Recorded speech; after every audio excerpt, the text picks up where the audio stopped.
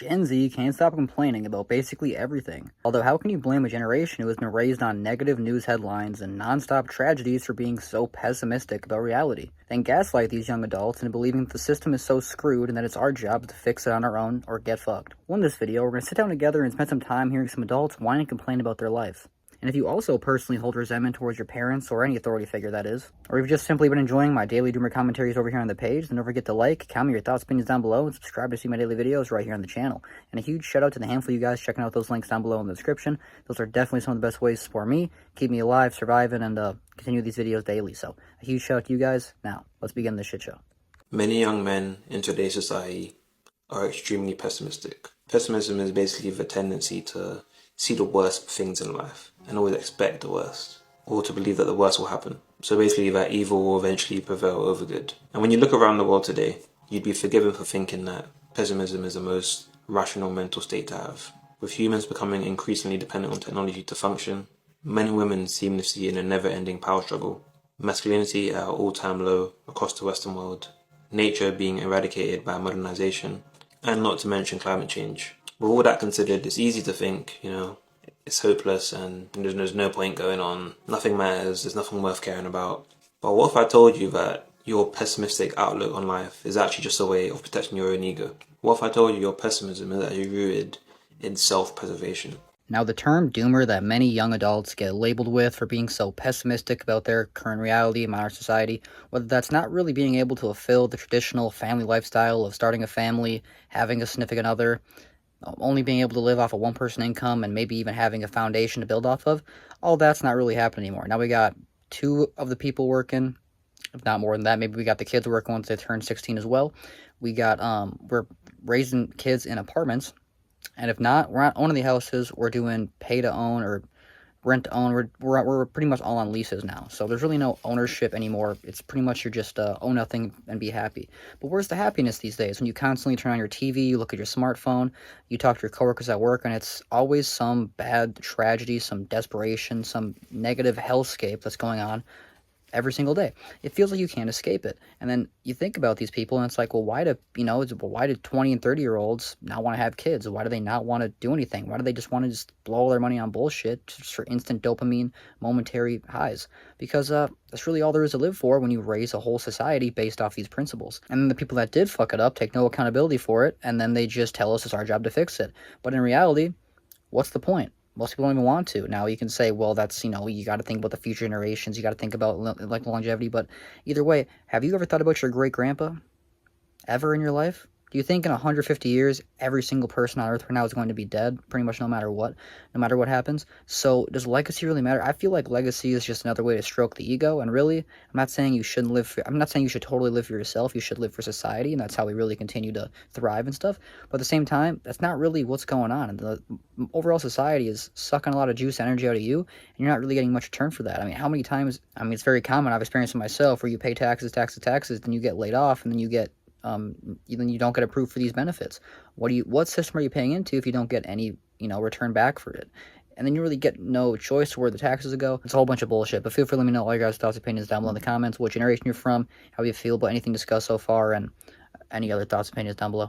Economists are panicking because millennials and Gen Z choosing not to have kids could hurt the economy. In fact, if enough millennials don't have kids, then GDP could fall by double the amount that it's supposed to grow. They're looking for the next generation of workers and consumers to grow the economy. The birth rate in this country has dropped by more than half since 60 years ago in the 1960s. But no matter the drop in birth rate, millennials and Gen Z are simply not interested in having children. Outrageously expensive childcare, sky-high groceries, and a ridiculous housing market don't exactly make millennials excited about having kids. But the biggest reason millennials and Gen Z are rejecting having kids is because they simply do not want to. They are prioritizing other things and their quality of life. Watching their parents struggle to raise them has broken a lot of millennials and Gen Z, and they do not want to go through the same struggle or worse, given the state of the economy right now. The declining birth rate will be a larger and larger concern for officials and economists. No matter how much they worry, though, it's going to be a difficult problem to solve. Every other area in the world that has had a severe drop in birth rate has had great difficulty convincing people to have a lot more babies again. Now, is it so surprising that generations like Gen Z and Millennials are not having as many kids, or they just don't really feel like they should?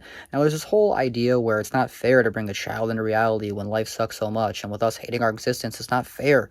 I mean, we can't even ask them. It's not, it's, there's like no consent form they can sign to be birthed, so it's not really fair for us to bring them into this hellscape that we see it as. But in reality, that's just a very negative notation, a very negative mindset to have, and it's not fully true. I just want to point that out there. It's just what many Gen Z millennials and doomers per se, whatever label you want to put. I don't really like labels, but that's what they call them these days. That's what they think. And fair enough, they do have some types of, pros and cons to their logic. They might have some, smart ideas there, but either way, what do you guys think down below? Do you feel like there is a, these next upcoming generations do have hope? Do you feel like they're more screwed than we are, and there's not really much hope to have kids in the first place? Or are you just like me, where you're just not having kids because it's not in the budget? I mean, if I can't afford to take care of myself, how can I afford to have offsprings? It almost seems like a dumb decision, like it's unlogical. That's not what a parent would do. So what do you guys think down below?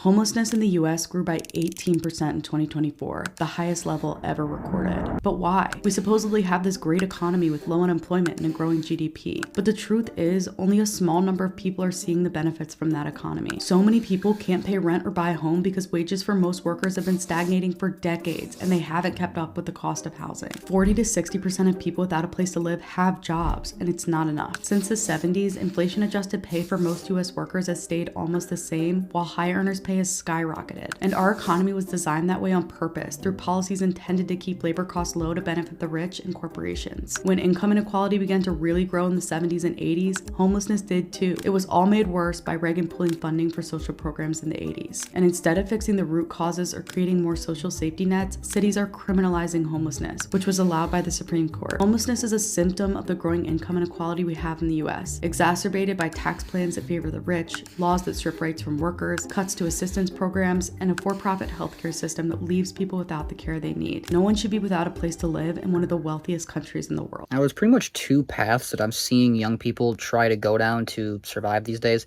They either live in their car, a storage shed, or just straight up on the street in a tent somewhere, or they move back in with roommates, back with their family if they have these types of options. Now, a lot of people don't really have these types of options. They just don't have family to work with. They don't really have parents that they can move back in with. There's no home to go back to, or they just aren't really that accommodable with people, so they can't really find roommates in a timely manner, and they end up in tents and streets in their car, whatever happens. But then there's other people who, they actually genuinely just choose to be on the streets in their car because it's a sense of freedom that they don't really get to feel anymore in modern day reality. It's been stripped away from them from the ongoing cost of living being risen and the wages not really being as rising along with it. They're more stagnant in terms of the comparison for them.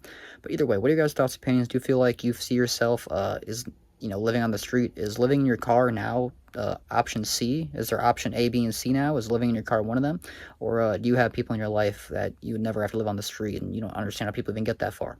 I would love to know your guys' thoughts, opinions. There's always different, spectrums on this stuff, so I definitely appreciate you. Feel free to let me know down below. Well, guys, that's going to wrap up how the majority of people in the population, no matter what generation you're from, are struggling to survive these days and are taking drastic measures to make shit happen. So what are your guys' thoughts, opinions? What have you experienced to make shit work? And just feel free to share it all down below. I always love to read them and respond to the ones I see fit. A huge shout out to the handful of you guys checking out those links down below in the description. Those are always some of the best ways to support me and the content around here. I genuinely do appreciate that because a couple of you guys have genuinely been helping me get by to my next upcoming gig work paycheck. As you guys know, I kind of got let go from the somewhat stable job I had a few weeks ago, so I've been trying to find some other work, but as you know, the job market's pretty shit right now, kind of fucked, not really that stable, so all your support goes such a long way. Never mandatory, never obligated, but much appreciated, never expected. So you guys are the best. Hope you guys enjoyed. Hope to see you in the next one. Feel free to check out my long list of videos. I got a whole catalog, 200 plus, as well as daily uploads and my daily live streams from 3 to 5 p.m. Central Time. I'll be over here. Feel free to chat with me, get to know the community, and just hang out for a bit. But anyway, I'll see you in the next one. That's it for me today, so bye.